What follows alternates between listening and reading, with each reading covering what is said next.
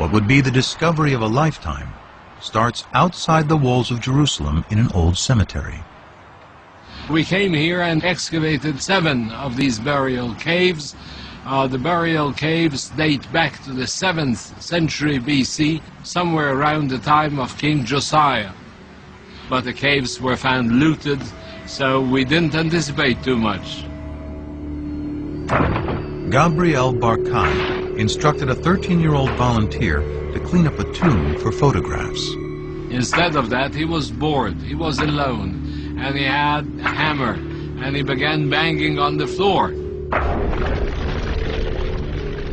But the floor turned out to be a fallen ceiling.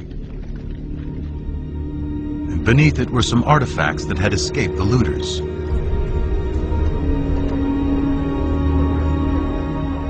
Among the hundreds of grave goods, one artifact stood out. It looked like a cigarette butt. It was cylindrical, about 1 inch in size, about ½ an inch in diameter, and it was very clear it is made of silver. It was some kind of a tiny scroll. A second, slightly smaller scroll was also found, and both were taken to the labs at the Israel Museum. But unraveling the scrolls to see if they contain a readable inscription could risk destroying them completely. Andy Vaughn was one of the epigraphers on the project. Archaeology is basically a destructive science. In order to learn anything, you have to destroy what's there. Gabriel Barkai and his team had to make a decision. Does one unroll these amulets or does one preserve them? They decided that it was worth the risk, and hindsight would tell us that they could not have been more correct. Through painstaking conservation, technicians devised a special method for unrolling the scrolls and revealing their contents. I went over there and I was amazed to see the whole thing full of very delicately scratched, very shallow characters. The first word that I could decipher already on the spot was YHWH, which is the 4-lettered, unpronounceable name of God. Further investigation revealed more text and a surprisingly familiar prayer, still said in synagogues and churches to this day. May the Lord bless you and keep you. May the Lord make his face to shine upon you and be gracious to you. May the Lord lift up his countenance upon you and give you peace. Numbers 6:24-26.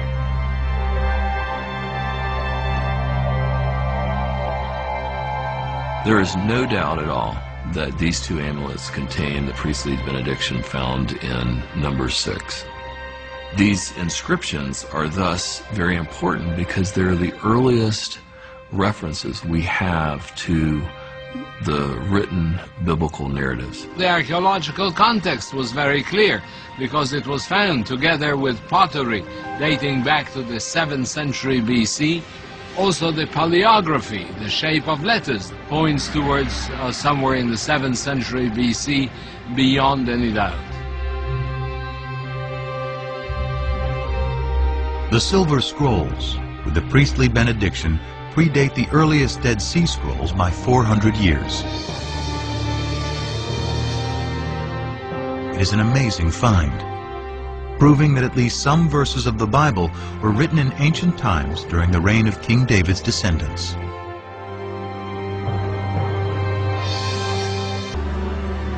The search for the origins of Yahweh leads scholars back to ancient Egypt.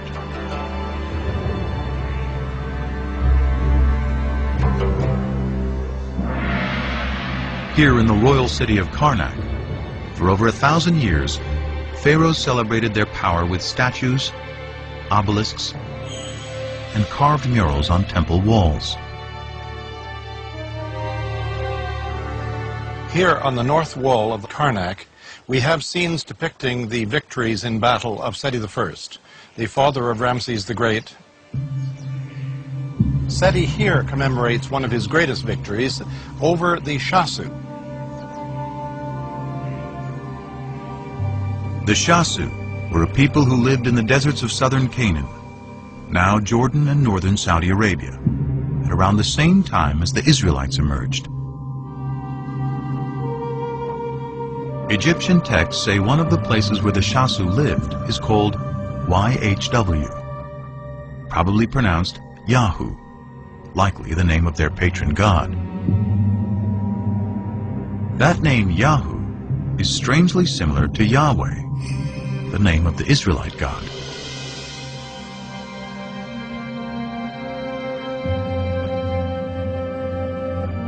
In the Bible, the place where the Shasu lived is referred to as Midian. It is here, before the Exodus, the Bible tells us Moses first encounters Yahweh in the form of a burning bush. Come no closer. Remove the sandals from your feet, for the place on which you are standing is holy ground. God also said to Moses, Thus you shall say to the Israelites, Yahweh, the God of your ancestors, has sent me to you. This is my name forever, and this my title for all generations. Exodus 3, 5 and 15. So we have in Egyptian sources something that appears to be a name like Yahweh in the vicinity of Midian. Here is Moses in Midian, and there a deity appears to him and reveals his name to Moses as Yahweh.